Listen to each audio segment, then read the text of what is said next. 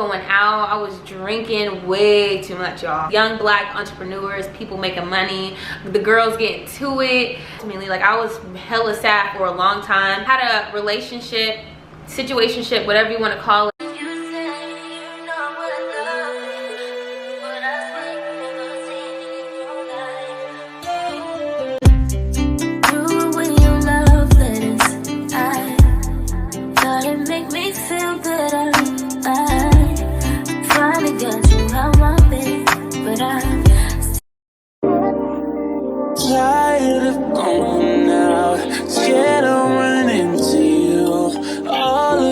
Hey babies, thanks for tuning into my channel. If you're new, welcome. If you're not new, welcome back. And today's video, as you can tell by the title, is going to be why I moved to Atlanta, Georgia. Yes, clap it up. So yes, this video is going to be all about why I moved to Atlanta. Make sure you guys like, comment, and subscribe. Give me a thumbs up if you like this video, which I know you did. Your girl's been very consistent lately, so make sure you guys also leave a comment and tell me what videos you want to see more from me, and etc. And yeah, so if you want to find out why I moved to Atlanta, then keep on watching.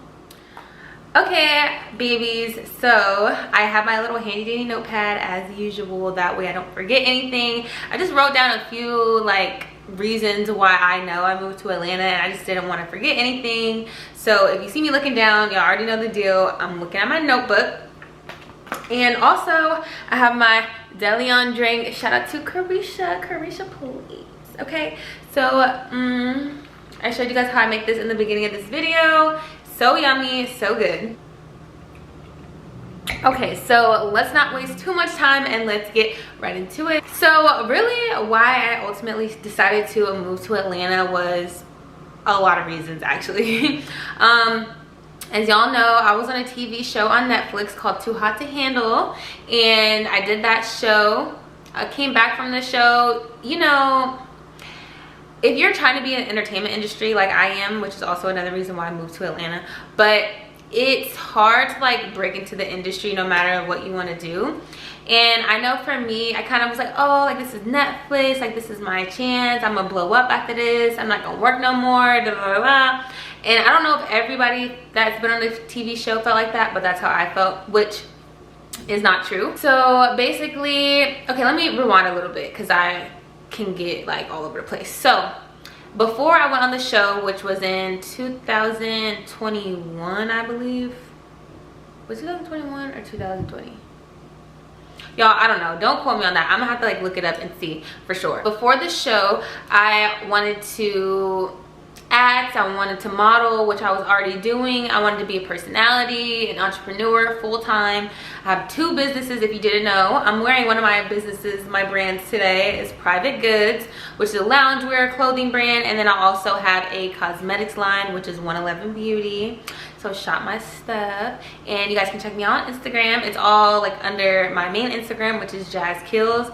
But anyways, yeah, so I just wanted to be an entrepreneur, content creator. I've been on TikTok a little bit, you know, I want to be an influencer, all that good stuff. Y'all already know the deal, okay? Because I'm not the only person out there who's chasing a dream. So that's all the things that I wanted to do. And basically, before I got scouted for the show, I was just posting on Instagram. I wasn't on TikTok yet, so scratch TikTok. I had tried YouTube. I was making a few videos, but I wasn't being consistent enough. Like, I was just posting here and there, vlog here, vlog there, whatever. Fast forward, I ended up getting a DM from one of the casting people for the show. It was like or something. If y'all watch Too Hot to Handle, then y'all know what I'm talking about. It's like a show you go on, you don't know that's a show you're going on. So yeah, everyone, that's the first thing people always ask me when they find out that I was on that show. They're like, is it real? Is it scripted? Whatever. Did y'all believe that? No, we didn't know. But anyways, they were like, hey, we like your content, we think that you'd be great for the show, apply. Fast forward, I applied, I got it, because you know, who wouldn't? I just know, like, once I get in the room, once they see me, I'm good, okay? So I ended up going on the show. Honestly, it was like a culture shock for me. Like, I feel like I was one of the few people that was like me, if you know what I'm saying. And I mean, overall it was good. I would do it again, but it was just really different for me. I miss my family, I miss my mom, I miss my friends. I was like, Lord, like, did I make the wrong decision? Like, this is not my style, this is not my vibe. and I don't know how to fake stuff for the camera. So I don't think reality TV is for me unless it's more so like Basketball Wives or something like that, you know, like where they kind of follow your life, you get to go home at the end of the night. I think that's more my vibe if I were to ever do reality TV again. But yeah, so I went and did that.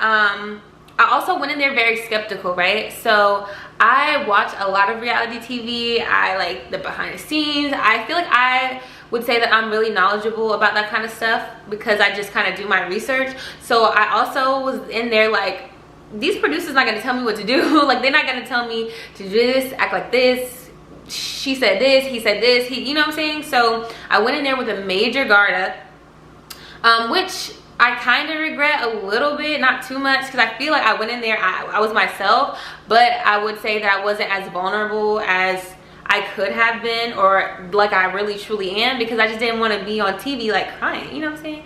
So that part I do regret a little bit, but at the same time, I literally prayed to God before I went there. I'm like, Lord, please keep me on the right path. Let me not act like anything but myself on this show, and you know, whatever's for me will be for me. And that's exactly what happened. So I went on there, I didn't act like anything else but myself, besides like not being as vulnerable as I could. But other than that, I don't regret anything. I don't regret how I acted.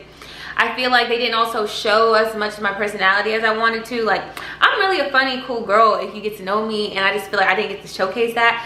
Even in my confessionals, I feel like there was a lot of like funny moments and like witty stuff that I had to say. But I get it, like you can't put everything in a show, so obviously, you know what I'm saying? So yeah, that was that. But I just had all that to say is like, when I came back from the show, I'm not gonna lie y'all, like I was really depressed. But even before the show came out, I was anxious. I was nervous about what they were going to show, how they were going to make me look. Because at the end of the day, like editing, you could do a lot of stuff with editing, you know what I'm saying? So I just didn't know what to expect for real. And then after the show aired, like I did okay, but I just didn't do as well social media wise as I thought I was going to do. I feel like a lot of my co-stars really blew up, which is amazing, great, happy for them, but I also feel like I could have done more, and that's nothing that I did. I just feel like the audience, it just didn't match my vibe, if you know what I'm saying. So yeah, there was that. So I didn't work for a while, and eventually I ended up getting a job, a regular job, nothing wrong with that. I was doing payroll, and I was still living in Virginia, so I was still in my same old apartment, all that cool. I still wanted to pursue my dreams that I was pursuing before this show even came along, and to me it was just like God's timing. Like, this is not the only opportunity I'm gonna have, this is not the last opportunity I'm gonna have, this is just a notch in my belt, this is just a part of my journey, and that's how I had to ultimately look at it. So after working with payroll, like while I was in it, I hated my job, y'all. Like, it was hell. And I'm not even gonna say that because I was grateful. I prayed for that job because I just wanted to have, you know, some kind of steady income while I'm still pursuing my dreams and running my clothing brand. Because if y'all have a business, y'all know it's not cheap. Like, you need money to make money, okay? So yeah, I hated my job. I wanted to leave every day, and it wasn't like it was hard labor or anything. It was just mentally exhausting. It was so much work for not enough pay, to be honest, is how I felt about it. But I made a really good friend there. You know, like the environment was trash. Like the supervisors, not my manager, but some of the supervisors in there were just, anyways, we're gonna roll on past that, okay? But okay, so also, if y'all know, my dad was military growing up, so we moved around like every few years growing up. That's what I'm used to, that's all I know. And so back then, I kind of like had it in my mind, like, people are temporary, school's temporary, jobs are temporary, everything is temporary, because when you move to a new city, you know, you're gonna have your friends on Facebook and Instagram or whatever, but it's just everything is new, everything is replaceable. Like, that's kind of like how I grew up, my mentality by force, you know, like that's how you cope with everything. I still remember to this day, real quick story time, I had a best friend in 2nd grade. I think it was 2nd grade. We lived in Iceland, and her name was Raylyn. Hey girl, if you're watching this. But yes, like she was my best friend, y'all. And I remember that was like the first time I kind of like moved away when I had a friend or I really knew somebody. And I was heartbroken, I was sad, I was crying. We were both crying when we moved. when I left. And I was like, oh my God, I'm never gonna have another best friend, da, da, da, da. Like, I still remember that clearly to this day. Like, I remember how I felt, I remember my mindset, I remember her. We ended up finding each other on Instagram or like Facebook or something like years later. But yeah, so I'm just saying all that to say, like, I'm used to moving around. I moved to Virginia when I went to ODU, which is the college that I went to. Go Monarchs. But and I stayed in Virginia even after I graduated. So ultimately I was in Virginia like 9 years, from like 2014 up until earlier this month, 2023 June. But I wasn't used to staying there. So even before I graduated from ODU, I knew in my head, like, I'm not gonna be here for long. Like, okay, I graduate, I'm gonna move. I didn't know where I wanted to move, but I knew I wasn't gonna be there for long. And then I ended up staying there ultimately 9 years. So to me, I think that I had just got real comfortable. Like, I can move around the city easily. I know people that own clubs, so we can go in the club, we can drink, get some hookah. Like, my friends are here. I've met so many friends being out from ODU. My mom is here, my grandparents are here. My whole family is here. Like, they're happy for me to be closer because obviously I was away from them from all those years as well. So I just got real comfortable, and I was still doing what I wanted to do. Like, I was modeling. ODU got me into modeling, so thank God for that. Yeah, I just had like a lot of opportunities out there for what it was, but I think I had just got so comfortable. Like, I was going out, I was drinking way too much, y'all. Like, way too much. But I think that goes back to just me, like, being sad ultimately. Like, I was hella sad for a long time, and I would have my ups and my good days, but like, I was just so depressed and I couldn't shake it. And then, you know, I had a relationship, situationship, whatever you want to call it. So, you know, I had my shit with that. Like, that brings its own set of problems. So I just wasn't happy, and I wasn't coping in the healthiest way. So that's also played a huge part in why I left. And I can say, like, I've been here for like a little over a week in Atlanta. I do not miss home, y'all. Like, I miss my mom, I miss my family, and, you know, my friends, I miss them, you know. But I don't miss the city. I don't miss going out. I don't miss hanging out with my friends. If they came here, yes, of course, I want to see them, I want to spend time with them. But like, I'm watching their stories and stuff, and they hanging out and they doing the same stuff that we used to do. I don't miss that. And I think it was just because, like, like I said, I wasn't happy for a long time, and I feel like I was just floating at that point, and I got stagnant. I was still pursuing my dreams, but I wasn't doing what I had to do.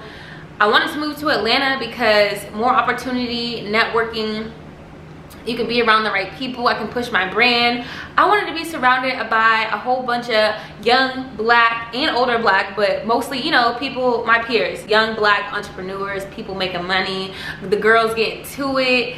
You know, I wanted to be around that. I wanted to surround myself with that type of energy, because that's the type of energy that I'm on, and that's the type of energy that I deserve. That's the type of energy that I'm trying to be on, okay? Period. So yeah, that's like why ultimately I wanted to move to Atlanta. I actually was supposed to move here with one of my my friends, and then last minute she decided that she wanted to go another option, and she moved to New York. So we both still ended up leaving at like the same time, but I moved out here by myself, y'all. 1 bedroom, cute apartment. It's expensive, but it's cute. And we gonna make it happen. I'm gonna pursue my dreams. I'm gonna go after what I want. I'm modeling, I'm acting. So if you're in a city and you want to work, let me know. I'm here to stay. I don't plan on being here probably my whole life. I mean, but you don't know what could happen. You know, I could change my mind. I could meet somebody. Okay, have a family, all that good stuff. But I have just felt so much lighter being here. Like, I'm happy being here. I got me a little job out here. So basically I ended up staying at that payroll job the whole time. I decided like a while ago, like before the new year, I think I decided. And I was like, you know what, I'm gonna have a little plan. I'm gonna save up as much money as I can from this job. I was saving a lot of money, like hundreds of dollars each paycheck, y'all. And if anyone lives like check to check, then y'all know what I'm saying. Like, it's hard to save money, and it's hard to save a big bulk of money from each of your checks. But I was determined. Like, I'm like, I don't know how much I need. I didn't even put like a number on it for real. Well, I kind of did, but I was just like, no matter what, I'm leaving, and I wanted to save a certain amount. Like, I wanted to save as much as I could from each check. So I put a dollar number amount on how much I wanted to save each check. I did that. I did not sway from that at all.